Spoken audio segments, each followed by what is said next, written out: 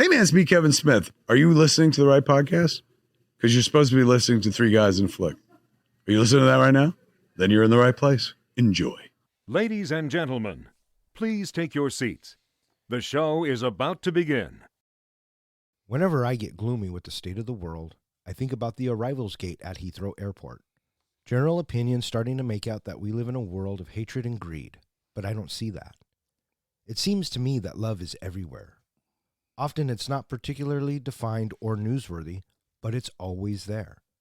Fathers and sons, mothers and daughters, husbands and wives, boyfriends, girlfriends, and old friends.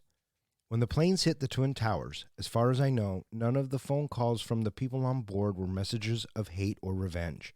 They were all messages of love.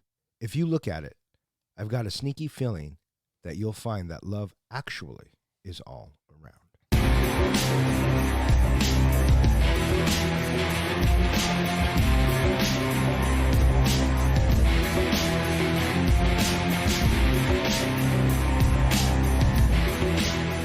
Welcome back. You are listening to Three Guys in a Flick. This is where we review the good, the bad, and the absurd. Tonight is our second week of our holiday extravaganza, and tonight we will be talking about Love Actually. Beware spoilers. Coming to you from one of the terminals at Heathrow Airport, my name is Don, and to my right we have our comic book guy, John. Ho, ho, ho. And to my left, we have the professor, Ken. Hello, everybody. How you guys doing tonight? Doing well. Doing great. Yeah? What about you? Oh, I can't complain. Yes, you can. You do every week. Do I? Every week you complain. I just got back from a trip. It was a really good trip, and I think I'm starting to get a cold a little bit. I feel a little congesty in the chesty. So you're feeling a little, like, sick, actually? I like that. I just thought of her name. Tonight is our second week of our holiday movies. Last week we reviewed Miracle on 34th Street, the original 1947 version. Classic. And tonight was the professor's pick, and he chose Love Actually. And I said this last week, listeners, we don't have any holiday movies in the Bronco helmet, so this one's Cowboy Up. Yeah, this one's kind of on you guys. So, hey, Professor, I gotta know, why Love Actually? I have to say it is not part of my regular Christmas rotation. I have probably a half dozen movies that I watch every Christmas season, and for whatever reason, this is not in the mix. But the allure of having a movie for us to talk about comes about because there are so many characters in the movie as well as well-known actors. There's a lot to talk about. So obviously you'd seen it. Yeah, I've seen it several times. What about you there, comic book guy? Had you seen Love Actually? I had not seen it before. Oh, I love when we do that to him. Wait, what about the missus? Has she seen it before? She had started watching it at one point and turned it off. Wait. Let me guess. Let me guess why. She doesn't like their accents. No, she just couldn't get into the movie. We both felt that I think it was better done back in 2010 when Valentine's Day came out, directed by Gary Marshall. But this came out in 2003. I know, I'm just saying Valentine's Day took the same kind of idea, same premise, and I think they did it a little bit better. So you were forced to watch it. This is awesome. Mm-hmm. Did Julie watch it with you this time, or was it just you? Because she watched it all the way through with me. Wow. We watched it from bed Saturday morning. Released on November 14th, 2003, Love Actually was directed by Richard Curtis. It was written by Richard Curtis, and it stars Hugh Grant, Liam Neeson, Colin Firth, Laura Linney, Emma Thompson, Alan Rickman, Keira Knightley, Martine McCutcheon, Bill Nye, Rowan Atkinson, and a bunch of other actors. How'd this movie do, Don? This movie was made for $45 million and brought in $247 million. No, I was surprised with hearing. I mean, maybe it wasn't. Some of them were as big at back then, but I was surprised that they got away with a $45 million budget with such big names. A lot of these names weren't that big in 2003. Yeah, that's what I'm thinking. Must be because a lot of these people went on to do some pretty big roles. Andrew Lincoln alone went ahead and was the star of the Walking Dead series. Yeah. At the time, Hugh Grant's huge, Liam Neeson, Colin Firth, all the upfront names are big, but there were a lot of character actors who are bigger today than then. Like you were saying, Andrew Lincoln. You also had Martin Freeman. I think Colin Firth, he didn't really have big days until after this.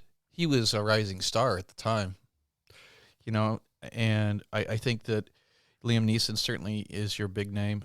Bill Nye, I think that he is a known British name. I was just wondering if Keira Knightley, would you say she was a big actress at this time?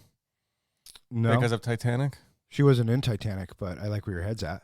Oh, no, Keira. I'm thinking of... So she really comes about courtesy of Pirates, but I really liked her in Bend It Like Beckham.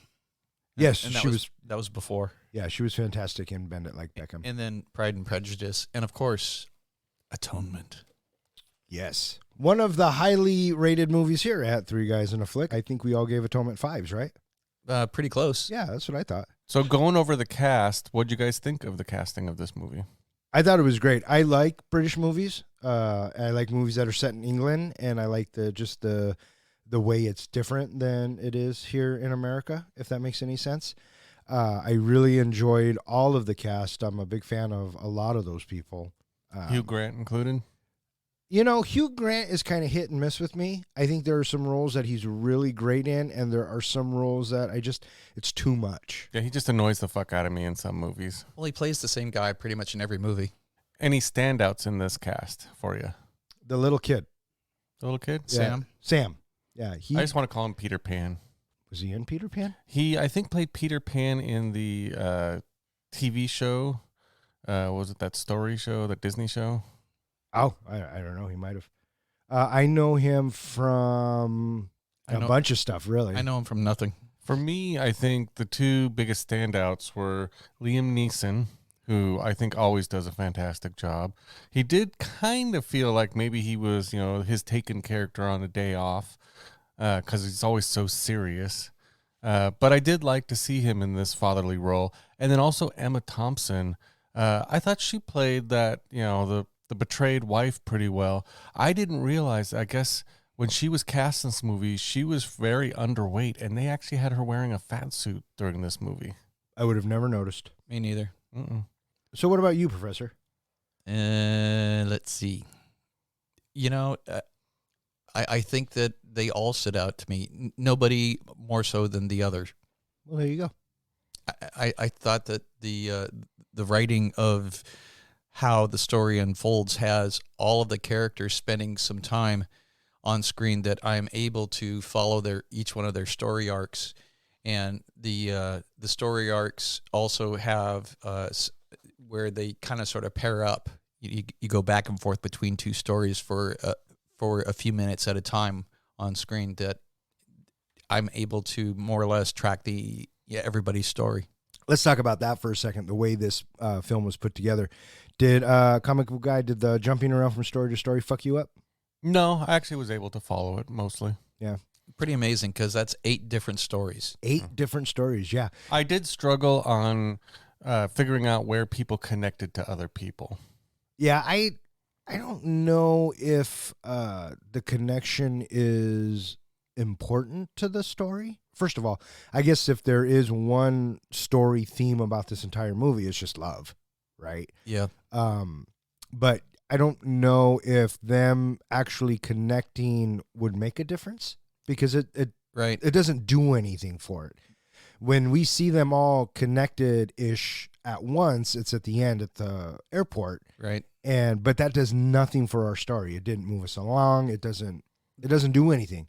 Billy Mack is pretty much the only character that doesn't have any affiliation with the rest of the crew that we have, but he is sprinkled in there because he's on TV monitors or they're listening to him. Right. He is kind of our narrator without having a narrator.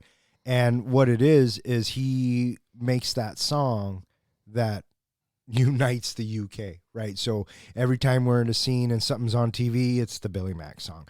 Or if you hear a song over the intercom when they're at the mall, it's the Billy Mack song. So, I mean, he's kind of the glue, I guess, that holds this whole thing together, but doesn't need to. Right. And the only other story arc is with John and Just Judy. They are friends, for Jamie, but other than that, they don't seem to have a connection the way that we do with Jamie, with Daniel, with Karen, Harry, and well, now you've just lost me. I didn't know any of these guys' names. Because when I look at the screen, I say, that's Hugh Grant, that's Liam Neeson, that's the kid from that one movie. I had to have names in order to have me anchor to being able to follow people. Sure. I've got a question for you, Professor. And I mean this in all seriousness. You've talked about what makes a Christmas movie and what doesn't make a Christmas movie. And you have certain priorities for what a movie has to have to be a Christmas movie. Now, this movie obviously is filmed, like Christmas is the background of the movie. It's a big point of the movie. But I was just curious what you would like, what is in this movie that you would criticize or characterize as making it a Christmas movie? So I've talked about having 3 points. One, you need to have it primarily set during the Christmas season. Check. Another one, you have somebody that's directly related to Christmas. And then the third is having one of these possible themes where you have faith, fear, family, generosity, or redemption, or love, or hope, where it's part of the story arc. And so if you have 2 of these 3 points, I think you have a Christmas movie. When I first started watching it, I was thinking to myself, why is this a Christmas movie? And then the and then the title cards at the bottom, 5 weeks until Christmas and a big Christmas tree. Okay, there you go. So Laura Linney, I thought this was kind of a funny story, is when they were doing casting, the director auditioned a lot of different British women, and he kept saying he wanted to find someone like Laura Linney. So eventually they just said, why don't we cast her? So I thought that was kind of just a funny little side story. And then the other thing of casting I thought was interesting was Billy Bob Thornton. Did you hear about his casting? No. He was actually asked, or he accepted the part without ever reading the script because he was so flattered by an accompanying letter that was sent to him as part of the ensemble. Nice. There you go.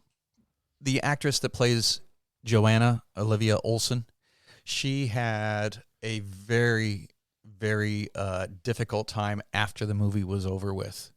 And she ended up being bullied, and people really were very, very scrutinizing of her in general. And she ended up not doing pretty much any more acting. She was willing to do voice acting, but she had a very difficult time due to her success with this movie. It was very interesting. I thought for sure that she was not singing, but she actually did all of that singing for the movie. And they even asked her to tone it down because they thought that it was going to be something that people were going to say, she's just lip syncing. Sure. But I was so impressed, that much more so, to find out that she really did all of that singing. She got the part after they had been scrounging for months to look for somebody.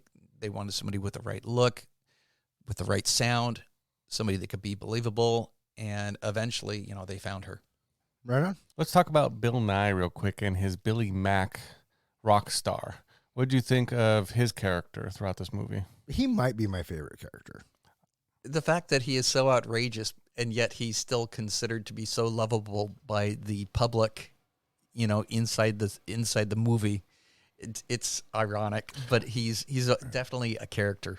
I mean, this was like the second time I've seen this film, and I love the bit when they're interviewing him and he takes the pen and he draws the word captions for that group, and he says, "We all have little pricks," but it's the reactions of the hosts to Billy Mack's character.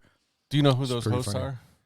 are? Probably hosts from a Britain show. They are the two main hosts of Britain's Got Talent. Well, now they are, but Now back they in are. 2003 they weren't. Were they just radio DJs, or what do you? I don't know, and I was noticing that as well. That hey, it's the guy that's from Britain Got Talent. Yeah. Apparently, this is what they do in real life. Yeah. There's a Britain Got Talent. Yeah. Yeah, so Oh, shows you how much I know. They have them like in every country now. But I thought it was interesting to read that originally they wanted a actual rock star to play it. They were looking at Mick Jagger, they were looking at Sting, David Bowie, Peter Gabriel, others, and then they thought, no, these rock stars are just going to ask for too much, and we're going to have to do too much for them. Let's just get an actor to play it. And I think Bill Nye did a great job. For me, he was the most fun part of the movie, kind of holding it together. And I love the fact that we got this aged rock star who was just like, he just didn't give a fuck anymore and was just being honest about everything. About how much his song sucked, how much he hated it, how much, all the drugs he did, how crazy he was. I just loved that, and the fact that it still took off after he was just blasting it. It was just a fun role for him. Yeah. Is it trivia time? Well, yes, Don. It is your favorite Christmas present, trivia time. In our continuing pursuit to crown the master of movie trivia, I have prepared a series of questions related to the movie we are reviewing this episode. Please wait until I finish each question before answering. And we are getting close to the end of the year, so we're going to have to pick a master of movie trivia. So it's starting to get serious. The word actually is spoken how many times by various characters throughout the movie? 150. 4. 22 times. I was closer. What is the name of Sam's mum and Daniel's wife, whose funeral occurs at the beginning of the movie? Sarah. Joanna. It's the same as a little girl. Oh, that's right. Which of the girls who Colin meets in Wisconsin is the sexy one? I believe that's going to be Shannon Elizabeth, because we don't meet her. Harriet. Harriet. Very good. Yeah, That's the answer I was looking Harriet. for. Yeah. She's the one at the end, too. Which film do Sam and his stepdad Daniel watch? Titanic. Very good. What do Jack and Judy, the naked couple, make small talk about the first time you see them? Just working on set. Coffee? They talk about traffic. Oh, traffic. Oh, that's right. He's stuck on the blah, blah. Yeah. That's right. Who does comeback rock star Billy Mack say was rubbish in bed? Britney Spears. Britney Spears. I thought that was kind of hurtful. Can you imagine Britney Spears watching the movie? Why? I don't know. What if she was rubbish? That's just, ouch. I take that as a opportunity to learn and do better. Be better in bed, okay? Brittany, thanks. What part does Daisy, Karen's daughter, play in the school nativity? A lobster. Octopus. Professor's right with the first lobster. How long has Sarah been in love with Carl? 2 years, 3 months. In an hour and a half. And an hour and a half. You guys were really close. 2 years, 7 months, 3 days, 1 hour, and 30 minutes. And for the final question, which actor has a cameo as the President of the United States? Billy Bob Thornton. I think this round goes Professor. I think you are in the lead. You might win the championship. Congratulations. I think it's fixed. I think you're going to win it anyway. So, congratulations, Professor. You are truly a master of movie trivia.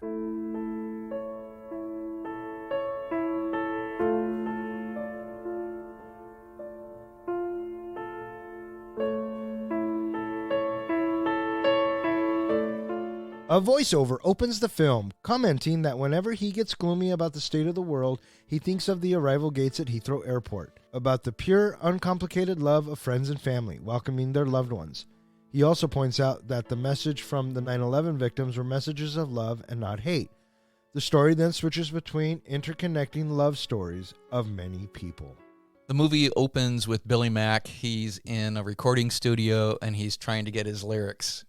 What did you think of him sitting there? I thought it was hilarious because he just had to change the word love to Christmas. Yeah. And he couldn't do it. And he just kept going over and over. And during this whole time, during the recording session, he was even like, this is shit. The fuck are we doing? It's solid gold shit. Yeah. Yeah, you get the impression right away that he hates not only what he's doing, but just hates the song in general. Right. And then we're given the card 5 weeks until Christmas. And then we jump into Jamie saying goodbye to his girlfriend, played by Colin Firth. and we are thinking, okay, we're off to a good start here. Did they specify that was his girlfriend, not his wife? Because that's was one thing I was wondering about near the end. I took it as his girlfriend. I don't think they said that. Okay. I don't know why I wouldn't think of it as his wife. I guess for me at that point, what's the difference? Yeah. In the context of a story, right? Well, for me, the difference was in 5 weeks, a divorce wouldn't have gone through. And that's what was making me probably question. Right. That's what was making me question at the end when he does what he does at the end. He's not even divorced yet. So if it's a girlfriend, that makes perfect sense. He just breaks up with her. So that's why I was wondering if there was some context I didn't catch in the beginning. But I guess she's sick and can't go to the wedding with him. Right. So we have a really brief time with Billy Mack, and then we have this very brief time with Danielle. Oh, this is where we're meeting everybody. And so after that, then we move on to Colin, and and he is bopping around the office, dropping stuff off. And also briefly, we get to see John and Just Judy working as the porn stand-ins. And then we also have Peter and Mac, they're standing at the altar, and in walks Juliet. Right after that, we get the Prime Minister meeting his staff, and we meet Natalie as well. And so, bam, bam, bam, bam, bam, bam, bam, bam. All these different characters right up front. Just a few moments where we are just so briefly introduced to them, where they're at in their life 5 weeks from Christmas. I don't know if I would call John and Judy the porn stand-ins. I think they were just body doubles for an actual movie. Yes, let's clarify that because that matters. Well, they wasn't like they were making a porn is all I wanted to say. Okay. Because I think I know it doesn't seem important, but I don't know if you caught it at the end. They had stayed celibate until they were married. And so the first time they were having sex wasn't on a porn scene, whatever, a film project, was, at the end of the movie. Okay. I just thought that was important for their storyline. Sure. There you go. So the whole bit with the wedding where they have the singing and then the instruments in the church. How in the world do you not notice all these people with instruments sitting in the church? Especially trombones and saxophones. How do you hide those? Totally.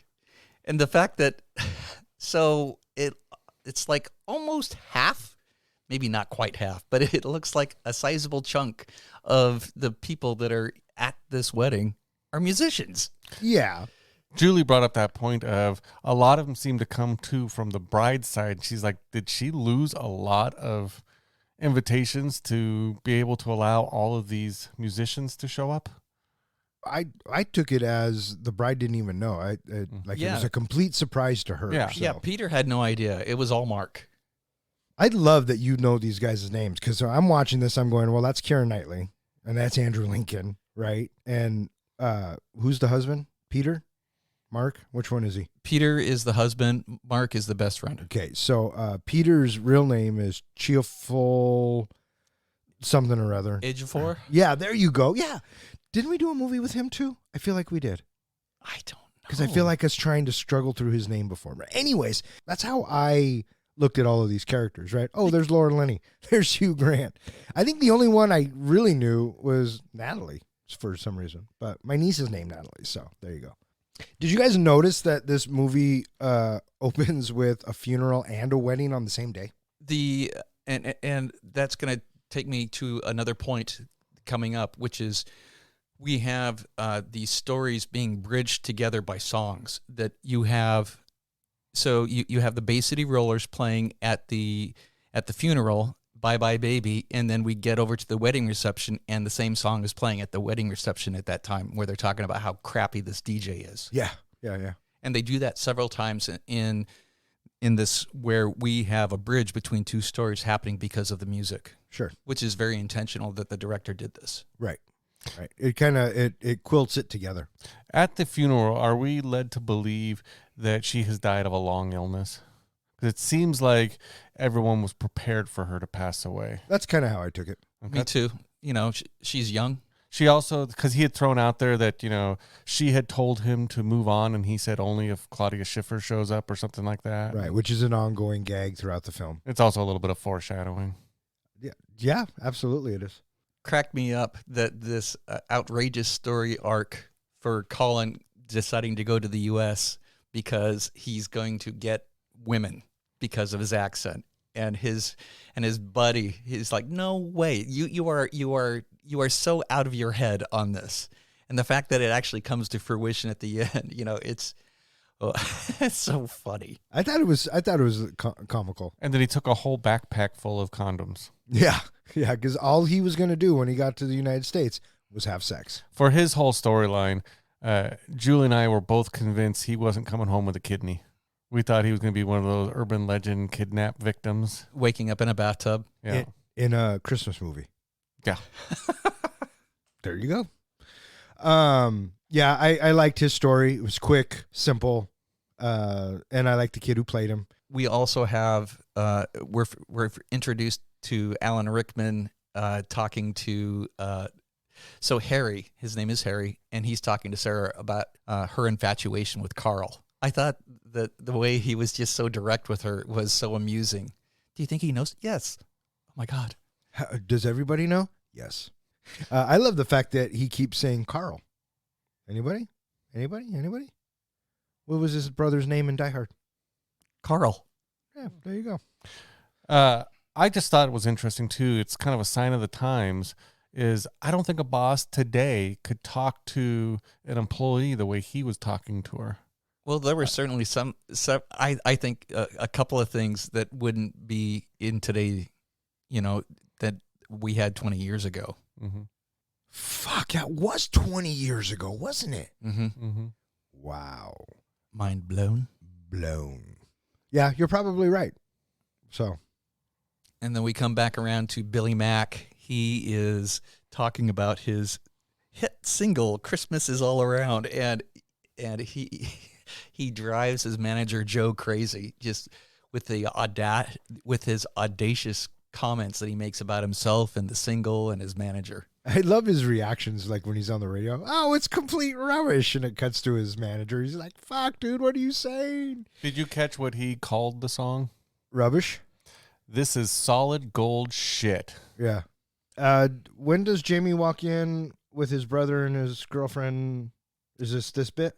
He is walking in on his brother and girlfriend before he gets to the wedding reception. He stops off at home to check on his girlfriend / wife. We don't know.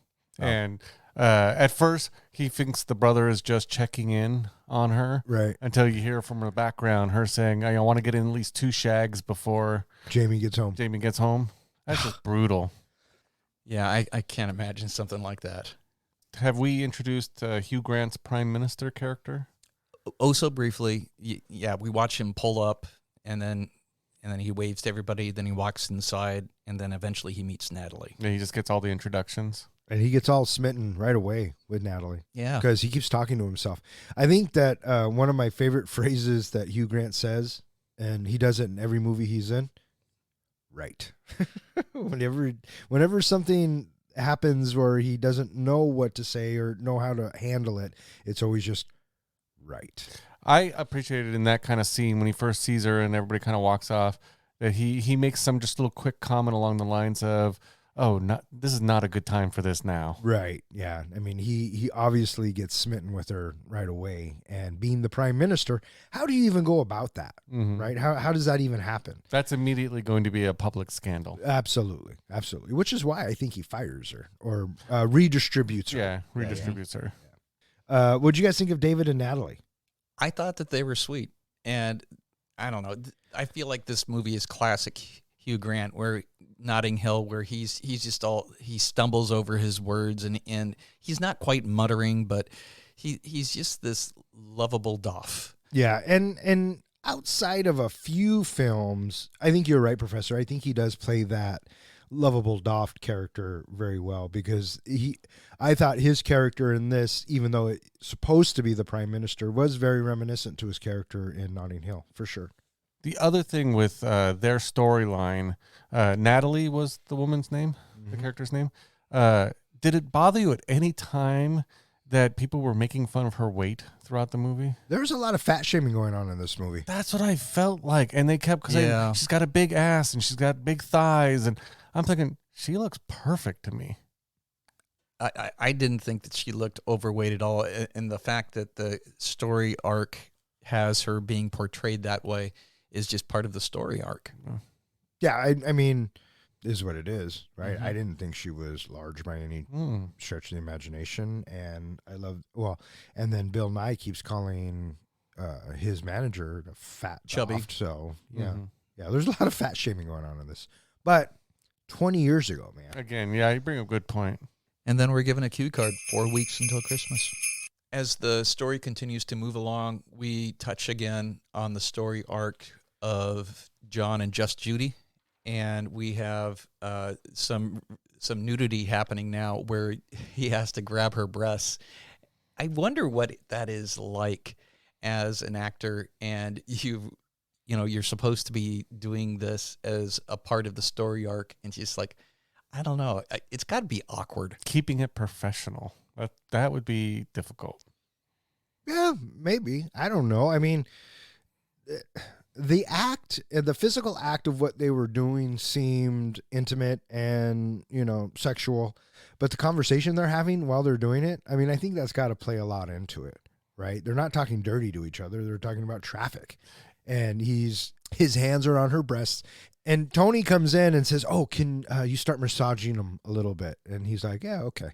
And they do that, and I just thought it was funny. I appreciate before he put his hands on her that first he's like, "Okay, let me warm them for you." Yeah, so he's been all professional. And then watching that, I don't know why it made me think of like other movies I've watched that have had sex scenes or nude scenes in it, and thinking, I wonder if this is what it's like if they're just having conversations like this when they're filming and. Trying to take out the awkwardness, and it seemed kind of another humorous part of the movie to me. And can you imagine like that you're in this kind of position, this is, your job and everything. And how do you ask someone out in that situation? Just like he did. Yeah. It just seemed kind of weird, but she was into it. Well, and kudos to the characters that they are written that way, that they are so innocent with each other. And the fact that we have this gentle story that unfolds despite the fact that they have seen each other naked and they're doing sexual acts together-ish. We now have Colin. We touch on his story again. I bought my ticket. He's bought a ticket to Wisconsin. Of all places to go to in the United States. Fucking Milwaukee. Wisconsin. I just met a guy from Wisconsin. Real nice guy, though. So we have a brief bit where we have Harry and Mia talking, and he wants her to organize a Christmas party. And then right after that, there's this moment where Daniel and Karen, Liam Neeson and Emma, they are talking about Sam, and we get this really cool camera shot that takes us up the stairwell up to the bedroom. It was a beautiful shot where, we're looking down, and then we move up the staircase, and then we see the closed door, and we are left to wonder what's going on with Sam, who we are yet to meet. Right. Eventually he does, though, come clean, is that he's in love, which is a curious place for him to be because Daniel has just lost his wife, who, clearly, he was in love with type of thing. Well, Sam's also lost his mother. Yeah. And I thought it was interesting, too. I wasn't sure why, they made him a stepson versus why couldn't he just been his regular son. And it was also a really big coincidence that the girl that he was in love with shared the exact same name of his mother that he had just lost. To me, that writing seemed a little bit weird, maybe unnecessary, but they were going for extra details, I guess. I don't know if it's extra details. I think that's just the way he wrote it. I don't think it matters that it's his stepson. I think it makes it more poignant if it is a stepson, because as a stepfather, and you should know this, right? If something, God forbid, happened to your wife and Joey was at that age, I mean, you would be the man. Right? I have always told Julie, because she's asked me this question, what if something happened to her?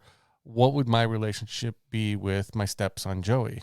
And I said, that all depends on what my new girlfriend thinks. Well played, I John. said, if they get along, he can stay. He can stay. Get a so brief moment where we see Sarah trying to talk to Carl, but it's still not happening. She is still tongue-tied and refuses to acknowledge anything towards Carl. The guy who played Carl, he was the guy from 300. Yeah. You know that? He plays I was Xerxes. wondering where I'd seen him before. Yeah, he's been in a bunch of stuff. We get to see Jamie on his own. We're not quite sure where he is, but he's sitting there in front of the typewriter at a house. And eventually I come to deduce he's in France. Yes. And then the lady who I guess owns the house or runs the house comes up and starts talking to him and says, this woman over here is going to be the one who's going to be taking care of you, take care of the house, whatever. And then Jamie falls, or Jamie gets enamored. Well, not that it makes a difference, but I think, wasn't it Portugal that he was in? No, I don't know. I think she spoke Spanish. No, she spoke Portuguese. Portuguese? Yeah. And he's speaking French. And Spanish. And, yeah. Yeah. I didn't think he really noticed her the first time because she looked very plain when they first met. It wasn't until she was cleaning up and doing things for him later that I felt like started to notice her. Did you notice anything, Professor? Any spark between the two of them at the beginning? No, she just came across as feeling very awkward. Mm-hmm. And understandably so, because she's not going to most likely be able to talk to this person at all. And the fact that, she's alone with him and he has to take her home, she's probably feeling, a little gun shy here. Hopefully everything's fine, but, if not, this could be a situation. Sure. We do see a little bit more happening, that a story arc is starting to evolve between David and Natalie, the prime minister, and his assistant. And he wants to get to know her a little bit, and she shares a little bit where she lives, which is Wadsworth, and it's the dodgy end. And he is becoming a little bit more friendly, I guess you could say, towards her, and she, in turn, is able to be candid with him as well. And is this where the Billy Bob shows up? And the president has not shown up yet. Okay. No, but I felt like we were given an impression at the beginning, at least, that Hugh Grant just is a people pleaser. He just wants to make everybody happy, not rock the boat at all, create waves, anything like that. And so some people are kind of looking at him like maybe he doesn't have much of a backbone. Yeah, I kind of got that feeling too, where he's just kind of a yes, ma'am. His yes, cabinet, ma'am. his cabinet is asking for more, and he's like, let's not shake the boat yet. But he's also with Natalie. He shows this lovableness where she is explaining how her ex-boyfriend was talking about her weight being an issue, and then as the prime minister, I could kill him. I could have him killed. Yeah, she's killed. think about that. Yeah, was it the SAS or something like that? I guess one of the perks of the job, right? Mm-hmm. Yeah, that was good. What'd you think of Daniel having his sons back? That, we're just a couple of weeks from Christmas, and he decides that he wants to become a musician and learn the drums in a couple of weeks. I have to say, I really appreciated their relationship, and I really appreciated Liam Neeson. I'm so used to Liam Neeson being that guy who says, I have a set of skills, and I will find you. Right? Oh, that voice is so distinctive because of that. Yeah, absolutely. I agree. But for him to human down, and actually this comes out way before Taken or anything, and just to see him as a human being and a loving stepfather, I think is very important. And I love how he just listened to the kid.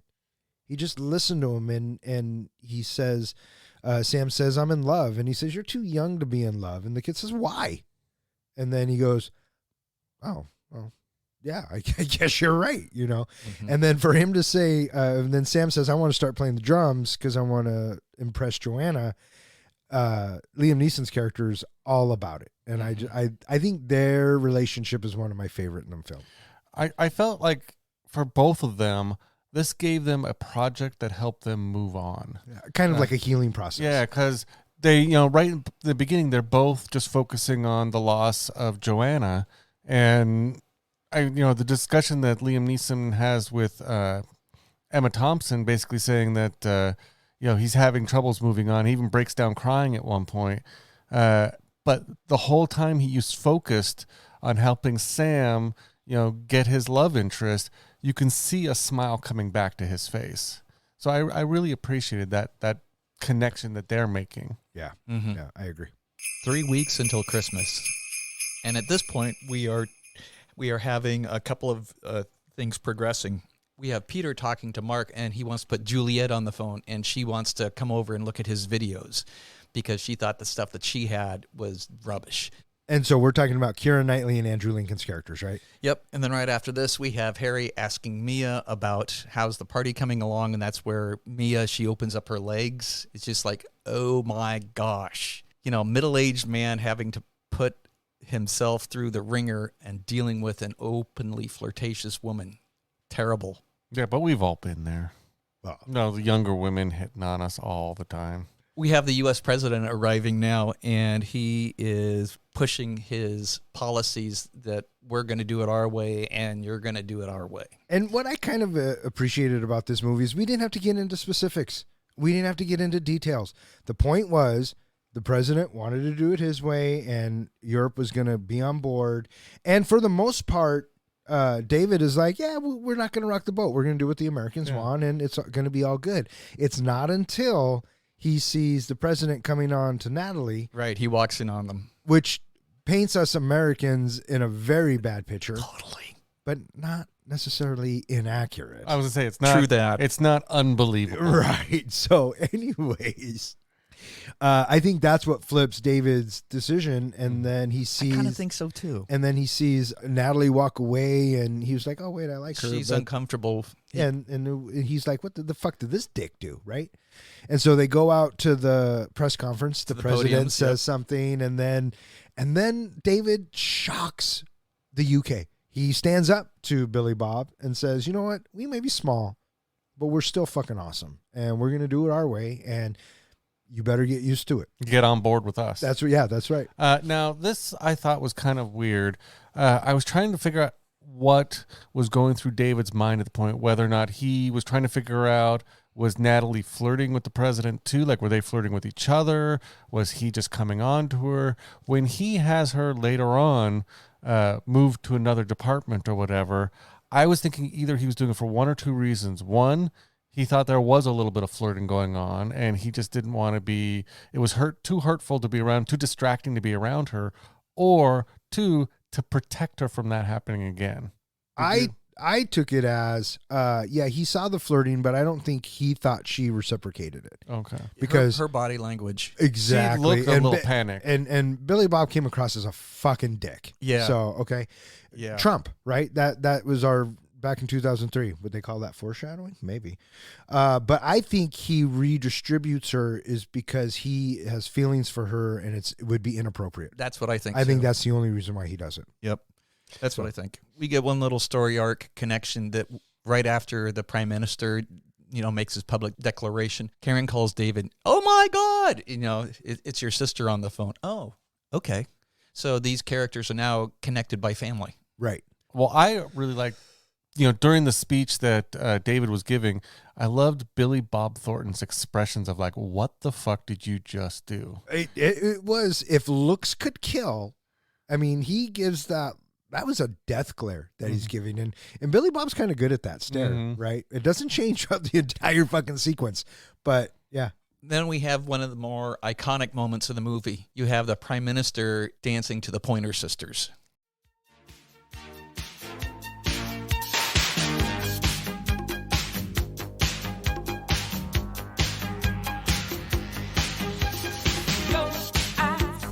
This was one of the scenes that I think, I have a few scenes on my list of just what annoyed me or bothered me. I really, for some reason, this really turned me off in this movie, this dance scene.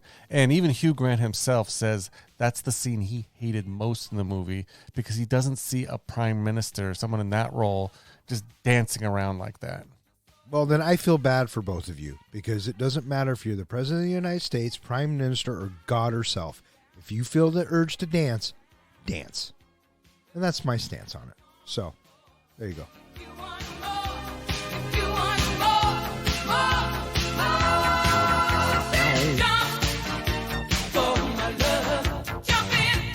The whole dance routine is certainly amusing. Hugh Grant really wanted to skip the routine, and he was reluctant to do it right up until nope, we're doing it. And he's like, okay, he put on his big boy pants and he started dancing. And what I found amusing was the fact that he makes his way all the way downstairs and we have the music, but there's no music on down there. I was thinking about that too. And if I had to pick anything out of this whole sequence, it would have been that. And it's just for a brief moment, right?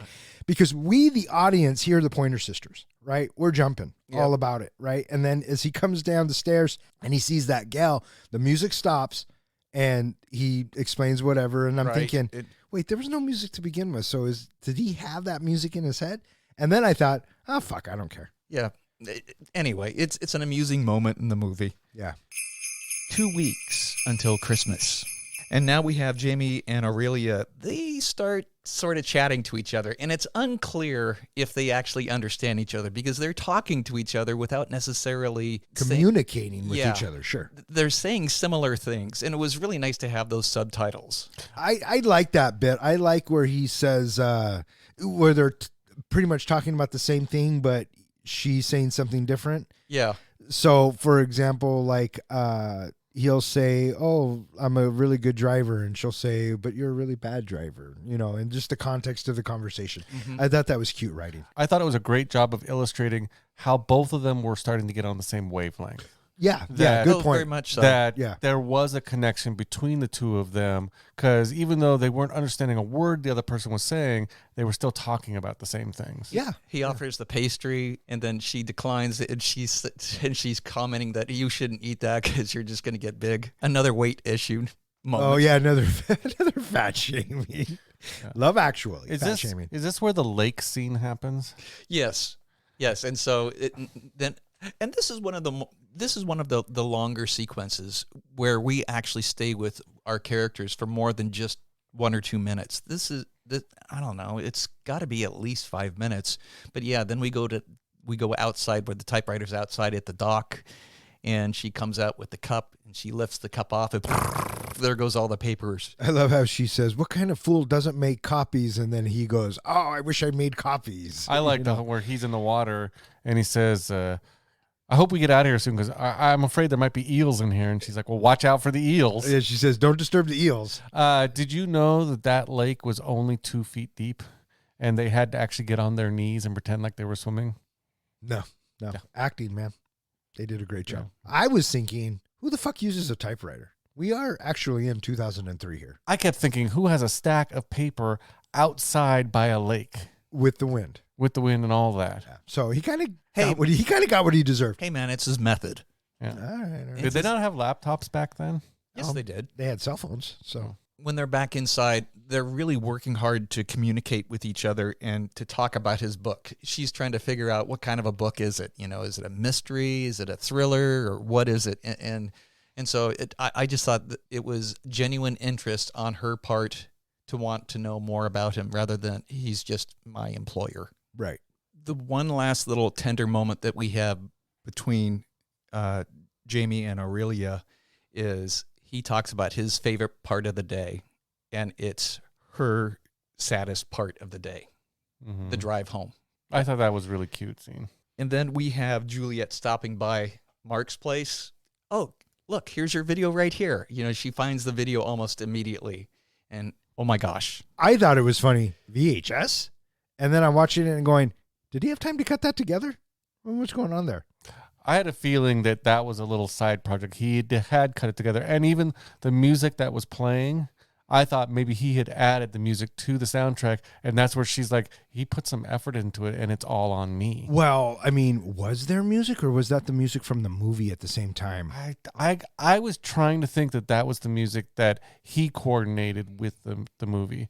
And that added even another element to it that she was like, oh, I just figured this out.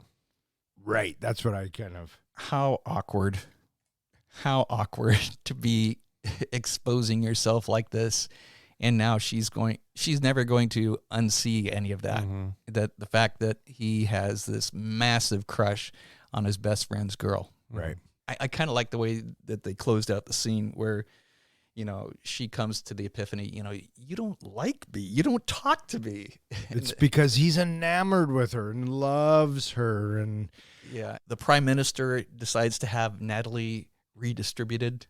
And we already briefly talked about that. But I have to say that I think that is essential for the story arc, because if he does not have her go, then he can't go get her back. Mm-hmm. Oh, yeah. And if he redistributes her and decides that he does love her and does want to start something with her, it's not a conflict of interest.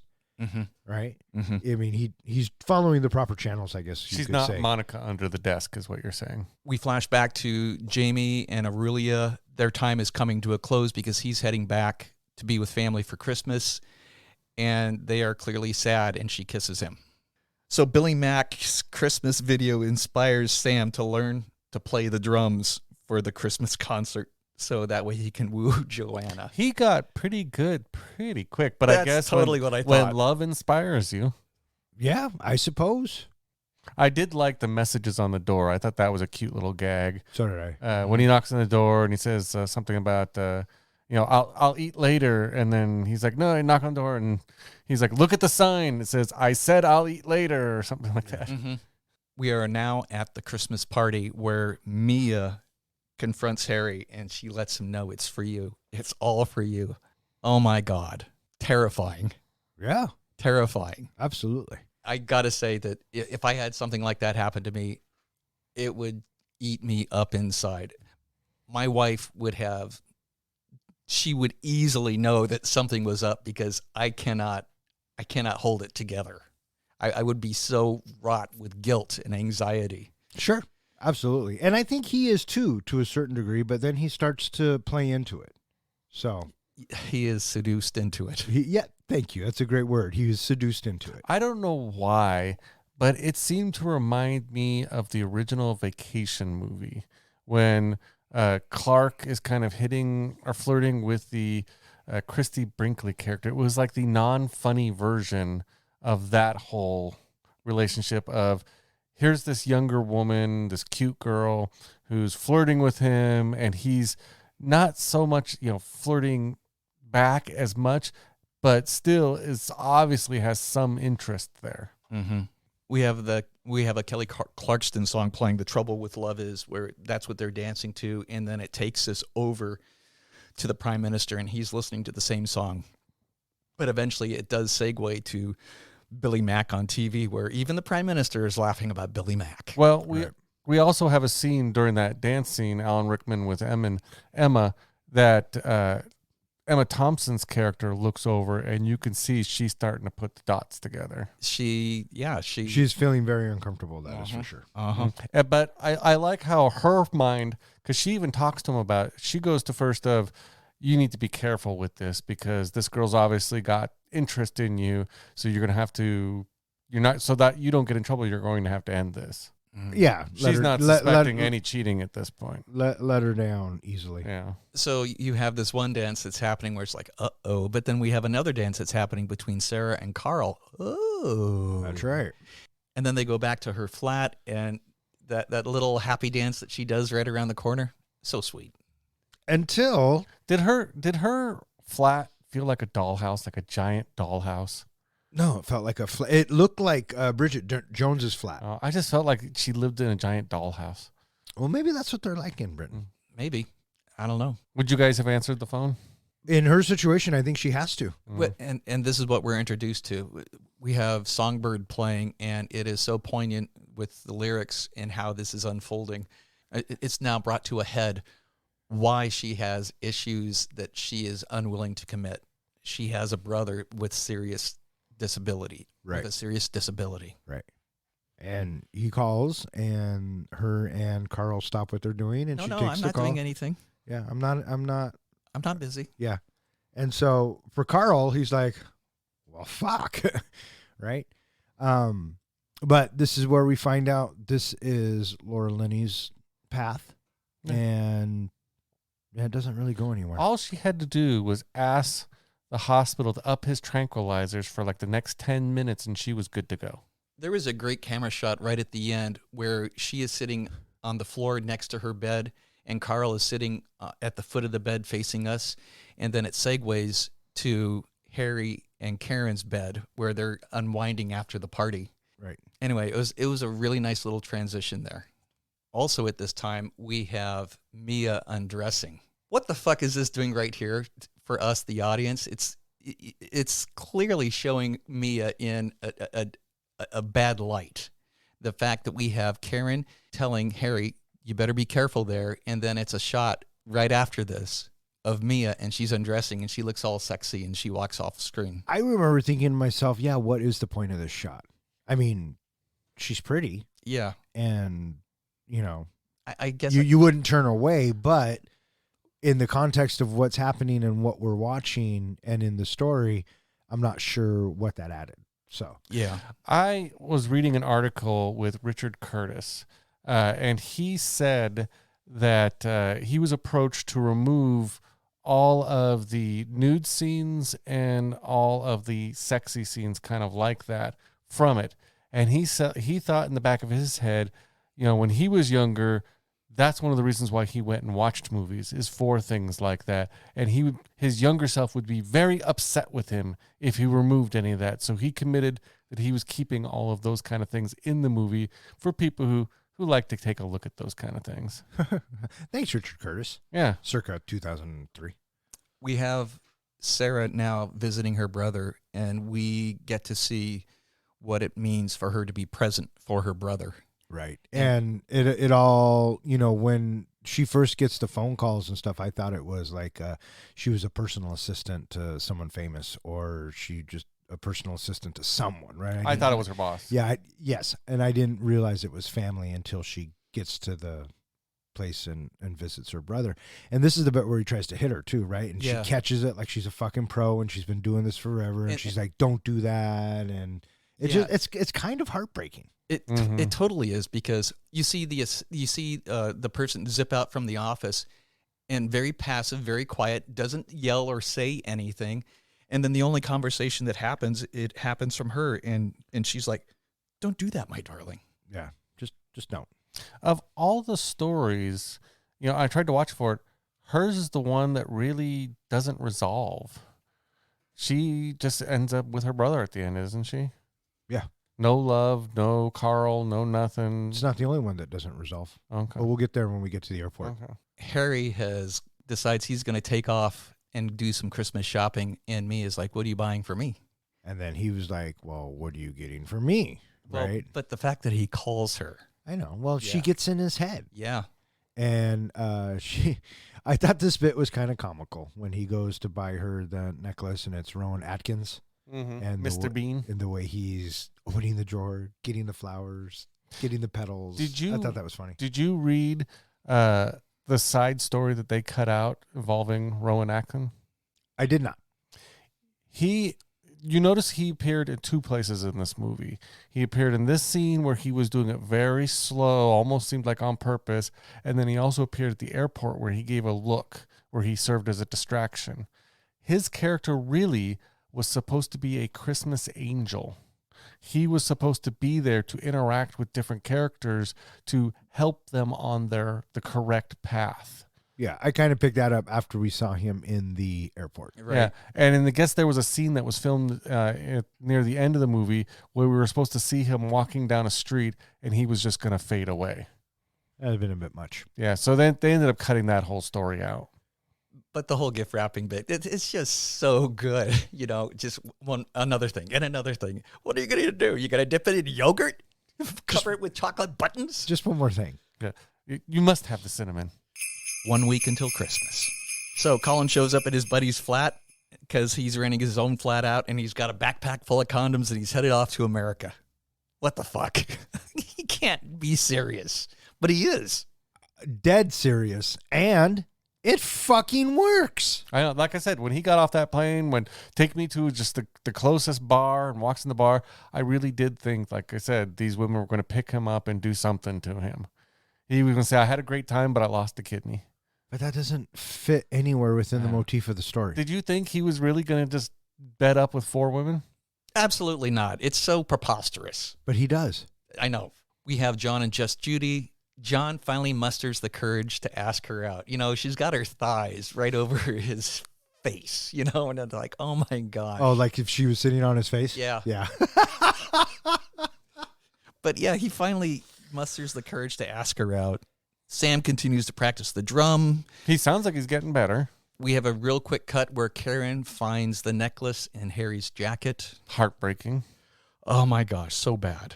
And Well, she gets excited because she thinks it's for her. Yeah, but we all know that it's not for her, and we know that that is coming. we get a quick cut of the Central London School of Language where Jamie is learning a new language. Which I thought was adorable. Karen finds Harry's Christmas card. Sorry, I'm such a grumpy bugger, bad Harry. And so it's very brief. We get a bunch of quick cuts that happen. So, Colin says goodbye to his buddy to the airport. He shows up in Milwaukee, and he wants to go to just an average American bar. And so, oh my God, are you from England? Yes. Hi, I'm Stacy. Oh my God. Just so ridiculous. But funny. I like the part where they're going through and what do you call this and what do you call that? And he's like, that's a straw, that's a cup, that's a table. And they're all they repeat them. And they all go, oh. And then one of them sounds English or American, and they're like, oh. Wait until Carol Ann gets here. She's crazy about English guys. Why didn't you come back and sleep at our place? Hey man, Yeah, but we only have one small bed that we all have to share. and it gets pretty hot, so we have to sleep naked. Yeah. And there's a fourth one? So Harry and Karen, they're opening only one present tonight. Devastating when we get that reveal that the necklace is not for Karen, and she comes to the realization and she has to excuse herself. Gut-wrenching. But Joni Mitchell CD is a good consolation prize, isn't it? I would say yes, because they had a conversation about it and he actually listens. Mm-hmm. All right. You take the necklace thing out of it. It could have been a very powerful present. Could have been. But the necklace overshadows it because, well, she thought she was getting that. And immediately, I'm sure her mind goes straight to the dance and all of that. And, there is something going on here. Sure.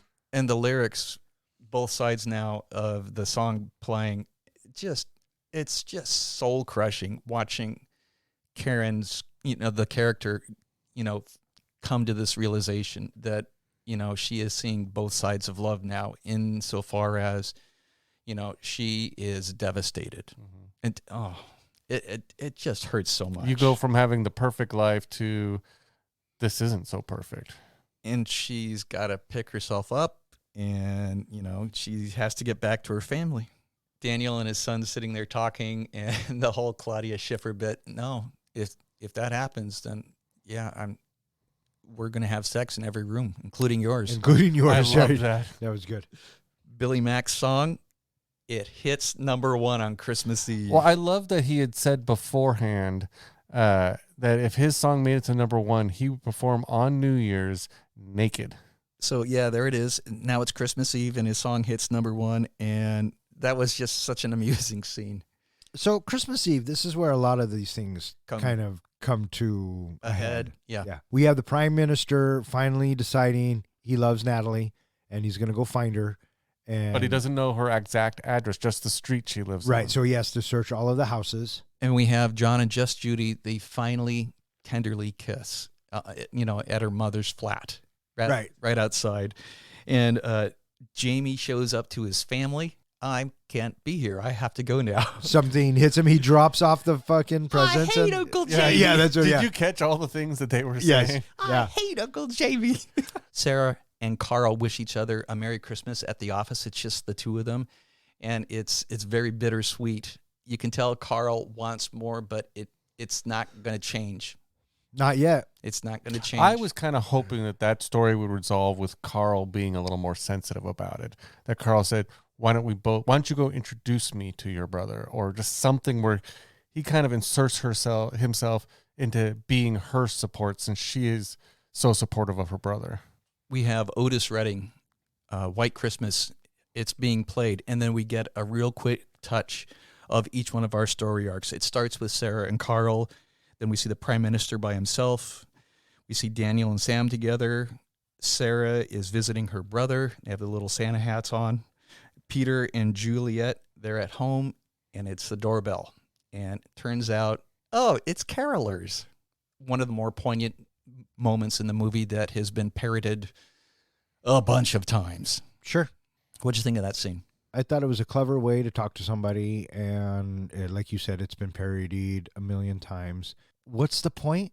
He does it just to tell her that she's perfect? And also, I think to kind of sort of clear the air between the two of them. What did he clear exactly? What was the hope? What was the outcome he hoped for? Is what I was thinking. That he is acknowledging that he has feelings for her, that he is not going to do anything to jeopardize the relationship between her and her husband. Does he say that in those cards? No, he doesn't say that in those cards. He just tells her that she's perfect, right? Mm-hmm. I mean, basically, right? I mean, that's okay. And basically admits right to her, because he never really said it at the other place. Yeah, I'm in love with you. Yeah, no, he jets as soon as that video is done. He leaves, right? He even says, "Show yourself out." So yeah, maybe he's. But why do that? For me, it seemed like there was two possibilities there. One, he was basically admitting everything to her because maybe there was a possibility for them, which to me makes him the biggest dick in the world to his best friend. The other possibility is what you were saying, Professor, is that he was basically creating closure for himself. Because at the very end of the scene, after she runs out into the street and gives him a kiss, he basically says, okay, well, that's enough of that. Now I can move on. And so I thought maybe he is just acknowledging it and saying, yes, I'm in love with you. Yes, I acknowledge it. You're not just crazy. I don't hate you. But this is something I just need to say so I can close the book on this and everything. Again, though, I feel like even if he's just doing it to get the closure, he's still putting it in her head, which is the wrong thing to do. But his hand was forced when she finds that video that he cut together. Yeah. Because before that, he was just standoffish and cold towards her. Right. It was easier for him to do that. Mm-hmm. So next scene we get is we have Billy Mack showing up at Joe's flat. And I got to say that, when I first watched it and he's professing his love, when I first watched it, I thought, oh, does that mean that he's gay? That's how I took it initially. But I struggled with that scene to try to figure out what they were trying to say. But now I understand that it's, it's just that they have a strong fondness for each other that's strictly platonic. Yeah, I figured either he was expressing his attraction to him, or he was basically just saying, you are my family. I love you like family. That's how I take it, because he's so, he lives the rock and roll lifestyle that he has nobody that he can settle down with and just be comfortable with. I do like, what's the name of his manager? Joe. He's like 5 minutes at Elton John's place and you come back gay. Exactly. And so that's where we know that. That's how I take it, that it's a platonic relationship. I also do think that if you watched Joe's expressions, he really did think when Billy Mack started talking, that he really was professing his love for him, his sexual attraction, love for him, because he was like, oh my God, what am I going to do about this? He looked like he was in panic mode. But then I think as it went on, he realized, oh, he's just saying that I'm the closest friend, the closest family he has. What'd you think? I think he is in love with him. I think that they're in love with each other. And the comment he makes, he says, now let's get drunk and watch porn. Right. And I think he really does, in fact, love Joe in all senses of the word, even sexually. And I'm like, I don't fucking care. Who cares? Love is love. Mm-hmm. Love actually is just love. I got the impression that he was channeling kind of a David Bowie type character. Do you guys know the history of David Bowie at all? Nope. He was fairly sexually ambiguous throughout his whole career. Yes, he had, I think he was married to a man, and he had a wife and everything, but there's also well known that he went both ways. So I kind of got that impression that's kind of what maybe Billy Mack was a little bit modeled after, especially near the end of David Bowie's career. Oh, sure. I would agree with that 100%. Yeah, I think he was definitely playing for both teams. Not that there's anything wrong with that. No, not at all. So when Billy tells Joe that he loves him, I think it's actually, I'm in love with you. I've always been in love with you. You're my guy. Well, one of the things with Billy Mack's storyline, if you notice from start to end, is throughout the movie he's completely honest. His song sucks. Yep. He basically hates where his life's at. He feels like he's a washed up rock star, and in the end, he admits flat out, I'm in love with you. So he was probably the most honest character throughout the whole movie. Next scene we have is the Prime Minister discovering Natalie's Christmas card of all things, and she and Natalie in the card professes fondness for the Prime Minister. I thought this was a really interesting thing, and I noted something about this, was back when we had the flirtation between the secretary and her boss, she said, "I'm all yours." And to me, that was just like an evil statement from a hussy woman trying to break up a marriage. But yet, now we have it where Natalie has written almost the same thing in a card saying, "I'm yours." And it's the complete opposite. It's a very romantic, it's a very, loving kind of thing to say. So I love how they kind of turned that completely around. And then next thing you know, the Pointer Sisters song starts again, and he is determined, right now, I'm going to go get Natalie. Right. And eventually he finds her. I love how you had to sing Christmas carols and knocking on all the doors. So what's the deal that he is so impulsive with this? He could get her records. She used to work for him specifically. Well, where's one phone call? Where's the fun in that for the movie? And where's the love? And everybody's off on Christmas Eve, so he would have had to bring people back into work. So what? He's the Prime Minister. He could have. The point is, he could have done however he needed to. But it's not a cute Hugh Grant scene. Right. So he goes and he eventually finds her, and her entire family. The family's there, and where the fuck is my fucking coat? She talks like that around those little kids. Who doesn't? Have you seen Don around his kids? And so it turns out that they're actually leaving. They're late for a school play, which is again tying everything together. And gives them a lift to the concert. And in the lift, the octopus is sitting between David and Natalie, and it is decided that I probably shouldn't go in there. I'm the Prime Minister. I don't want to take anything away from the kids. Blah blah blah. And Natalie's like, "Wait, hang on for a second." She runs in and she says, "We can watch from backstage." And now we have our story. We have different storylines converging. So Daniel, we also have Daniel at this point. He's leaving the airport in a taxi. And then we have David being snuck into the concert. And that whole bit with Karen running into him. I loved that scene. I loved just the happiness, the relief on Karen's face when she sees her brother. Yeah, because she's carrying a burden that she can't share with anybody, and she knows eventually she will be able to share it with David. But at that moment, that's what I get out of that scene. Mm-hmm. Yeah. That hug. And that first thought of, he's here for me. Yeah, that too. And he's like, "Oh, yeah, I'm totally here for you." Yeah, which he wasn't. Yeah. But whatever. But politicians lie. It's such a good emotional payoff. And then we have All I Want for Christmas, that number where we have over the top. Holy cow. That's quite the concert that a school puts on. Yes. Well, it is Britain. Another Mariah song that I personally think is completely overplayed, but what do I know? You and everyone else. Yeah. Well, this is the second movie with another overplayed Mariah song we've reviewed. Did it do anything? Like, was it heartbreaking at all when Joanna turns around and she points at Sam, all I want is you, and then turns around and starts pointing at everybody else, and you can kind of see a little bit of heartbreak on Sam's face? That's not heartbreak. That's anger. That's Was it jealousy. anger? That's all jealousy. He gets all kinds of pissed off. And I was laughing so hard because I've been that 12-year-old, 11, however old he is, being extremely jealous. Mm-hmm. So I thought that was funny. I thought that was a great touch by the filmmakers. Noticed his drum playing either got harder at that point or it stopped or something. It changed at that point. Yeah. But it is very amusing because he's on top of the world and now he's like, no! Right. Just so fast. Right. The whole little bit about the curtain opening to find Karen or Natalie and David smooching, right? Obviously, everybody knew that was going to happen. You saw it coming. And then we have the next scene that is, oh my gosh, Karen asking Harry, what would you do? What would you do if you were me? And then she goes through the different scenarios about their relationship with each other.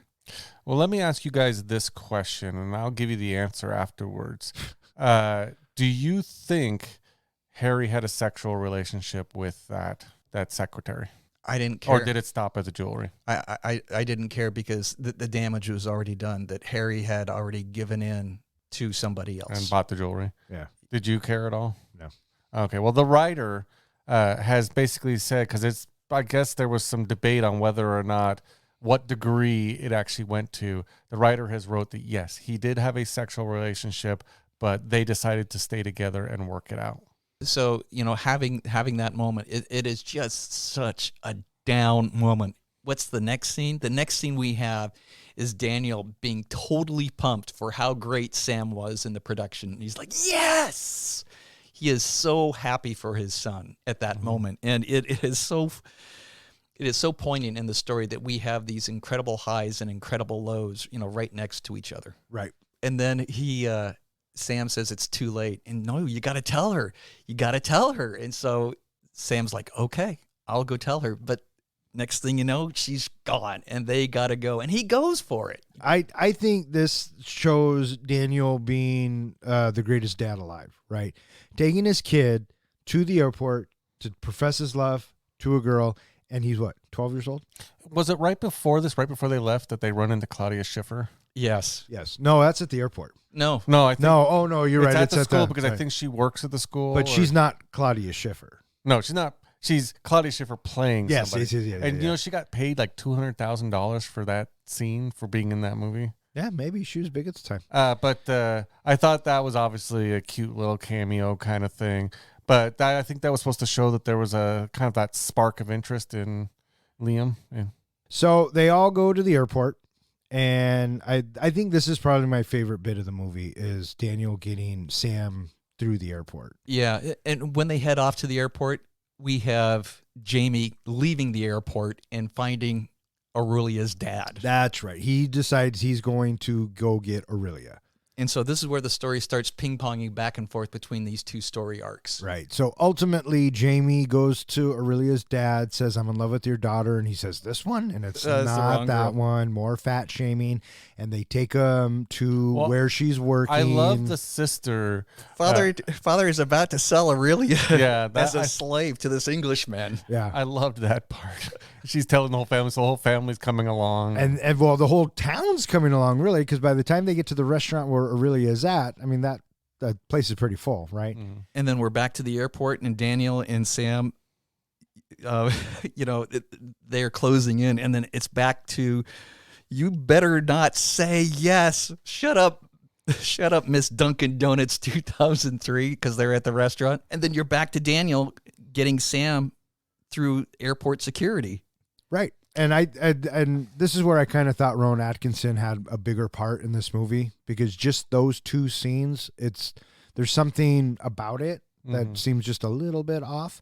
So I wonder if he popped up in other places, right, to guide our characters in the right way, because he throws a defense and Sam's able to slip by, and he gets into the gate and chases after Joanna. Did you also see after Sam sneaks by, he gives Liam Neeson a kind of a little nod wink that he raises his eyebrows at Daniel. He did it on purpose. Sure, yeah. Absolutely. I don't know why, and again, you could say that I don't believe in love or romance or whatever in this kind of movie, but this little kid sneaks through the airport, runs through the whole airport, breaking all of these laws. Now, maybe things weren't as bad back then, or at least maybe they weren't as bad as in the UK, but he has all of these security people chasing him, and he's jumping all around, he's getting everything, and finally they get to him, and what's the worst that happens to him? They release him to his dad, just let him go. Okay, one, it's a movie. Yeah. Two, it happened it was 2 years after September 11th, so no way would this ever have fucking happened. That's what I kept And thinking. three, it's a fucking movie. But I'm thinking at least, they could have had him come pick up his kid from impound or something. Sure, we could have put him in handcuffs. Yeah, exactly. Yeah, we could have hog-tied his feet. Would have been all worth it for the kid. Yeah, absolutely. The kid's thrown probably- him in jail with, yes, The I kid's probably agree. on the no-fly zone, so he can never go visit the girl. Yes, in he's on the America. no-fly list. He's a fucking terrorist. Yeah. Yes. But the music is so good here. How the music is so good here. How it swells when Sam bursts free and he's running. It's so satisfying having the music swell the way that it does as he's making his way to the gate.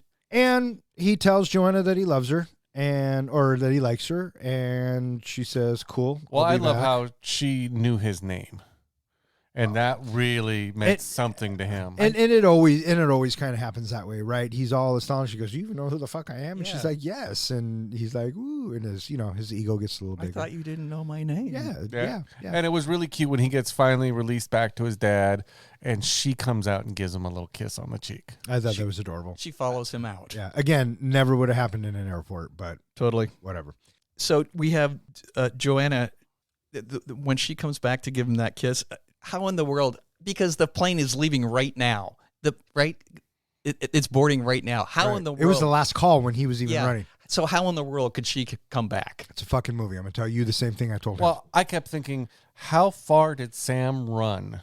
I mean, he was running for a while across that airport, and she had just turned around and walked out and then walked back. Yeah. And the music was so triumphant when you have Daniel picking Sam up and they do the little Titanic spin. Right. Because it's very Titanic-y, right? Mm-hmm.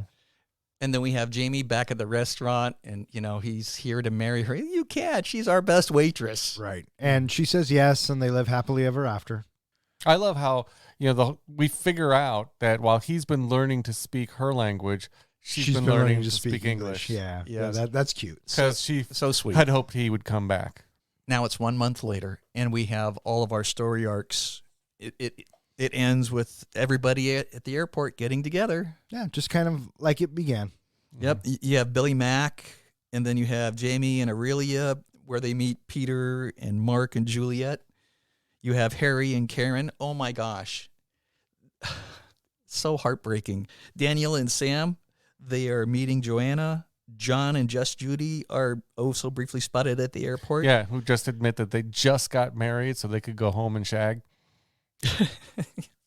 And then you have Colin showing up with Harriet and Carla, the sexy one. Right. Denise Richards and Shannon Elizabeth. Mm-hmm. Yeah. Yep. And then we finally end with Daniel, the prime minister, coming out and Natalie coming up and jumping onto his chest. I love the look he gives her, like, whoa. Not here. Not in front of the cameras. Wait till we get home. All I keep thinking is if that whole thing happened in America, nowadays, it would be this huge sex scandal in the news, and people would be telling him to resign. And That's because people are stupid. I think things are just better in the UK. Maybe. Maybe they're not as stupid. Okay. Who knows? And then we have all those little greetings shown to us happening at the airport. Well, the great thing about all these, how it starts at the airport and ends at the airport, is all of those scenes of people were all filmed via hidden cameras. So those are all actual people. They caught those little scenes of love from actual people.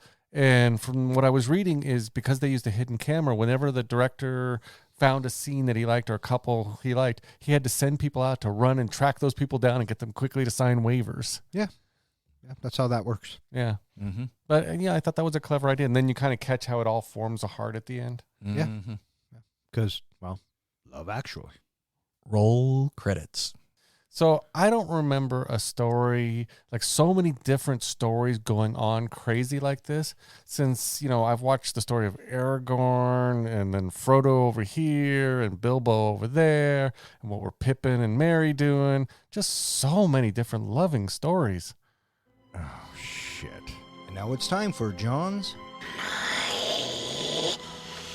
Precious Moment. This is the point in the podcast where I compare the movie we are currently reviewing to the greatest movie series ever made, Lord of the Rings. But this week, we'd have so many Frodos, so many Sams, so many Gandalfs, Sauron, etc. For each story, it would just be a big old mess. So as an early Christmas present to you, Don and Ken, I won't be doing that this week. Well, with one exception. The One Ring. In Love Actually, the One Ring is represented by love, actually. Basically, how love is used for good and bad, how it grows and how it is abused. In some stories, it's shown as a positive force used to make lives better. In other stories, love is shown as a hurtful weapon to tear folks down. And there you have it. my comparison of Love Actually and Lord of the Rings. Fuck those grades. All right. I love it. And that was John's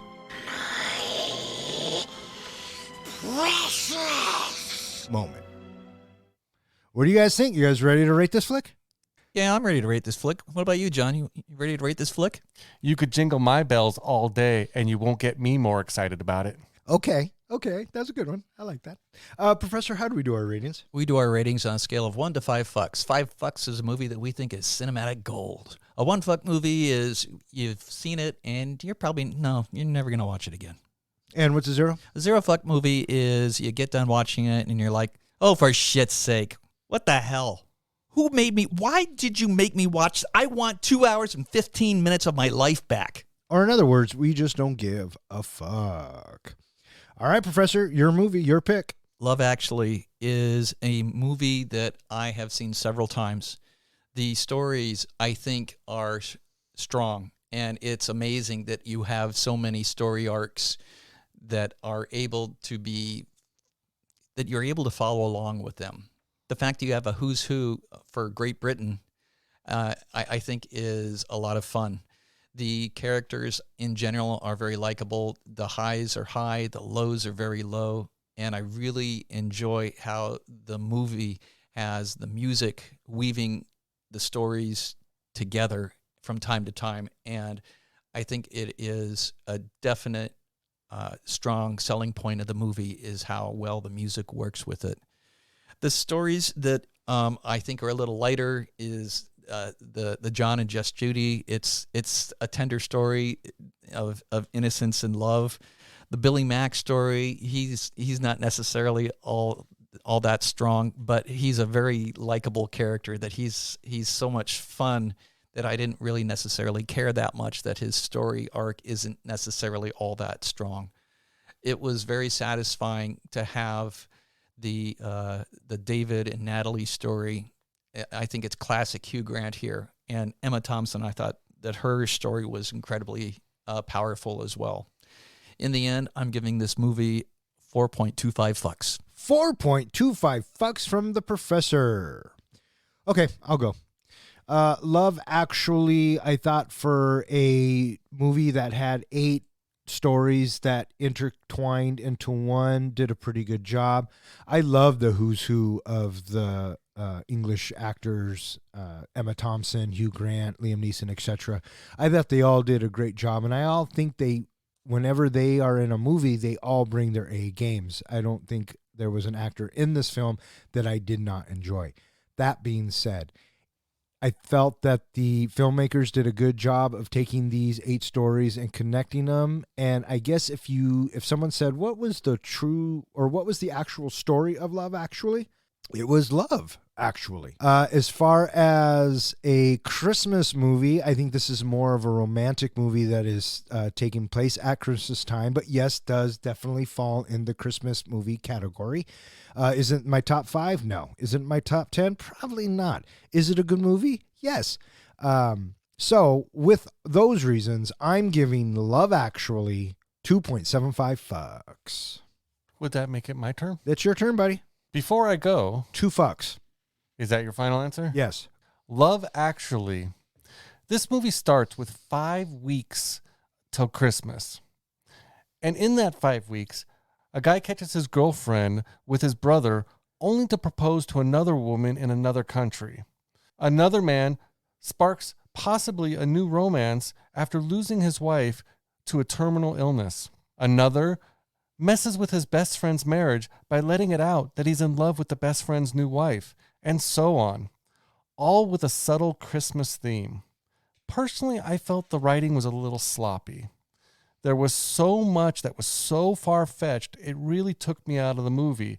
Like a kid who breaks so many laws running through an airport, and we're to believe that the British security folks just handed him off to his dad with no worries. Any one of those stories could have been a focus of an entire movie, and likely better portrayed, but instead, we get what felt to me like was a 5-week rushed mess that was most likely best defined as a rebound relationship. I don't blame the actors. I felt for the most part they did a great job. They were the best part of the movie. I really appreciated the casting.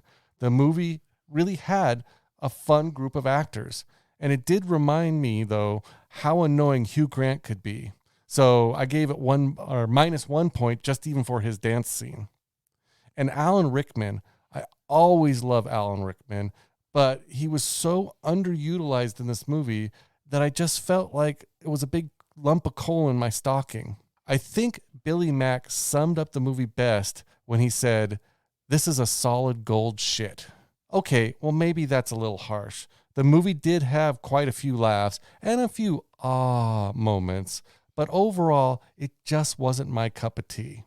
So for those reasons, I'm giving Love Actually 2 fucks. With 2.75 fucks from yours truly, 4.25 fucks from Ken, and 2 fucks from the comic book guy, which gives Love Actually an average of 3 fucks, which puts it into the number 23 spot, tied with The Running Man, The Wolf of Wall Street, and Flash Gordon. It is slightly better than The Neverending Story, The Last Dragon, Tommy Boy, and Solo, A Star Wars Story, and slightly worse than Catch Me If You Can, Bloodsport, and The Last Samurai. All right, that is going to wrap it up for this episode of Three Guys in a Flick. If you would like to know which episode we are going to be reviewing next, please check out our website. Speaking of which, John, where can they find us? They can find us at www.threeguysinaflick.com, where we go ahead and post all of our podcasts, show notes, and, well, anything else we feel like putting there. You also can fill out a form there that you could submit what movie you would like us to review next. Get your movie choice into that Bronco helmet. And as Don mentioned, we don't have a whole lot of holiday movies in there. So if you have some ideas for whatever holidays movies we should do, like Valentine's Day's coming up, put your picks in there and maybe we'll review them. You can also find us at all of social media, as well as every place that posts our host podcasts. All right. I just want to thank Zach, Ronnie, and Jill for listening. Keep on listening. Thanks, Zach. Thanks, Ronnie. Thanks, Jill. And I want to thank anyone else who has suggested a movie and who listens. If you keep listening, we'll keep recording. For Three Guys in a Flick, I'm Don. I'm John. And I'm Ken. Thanks for listening and happy holidays.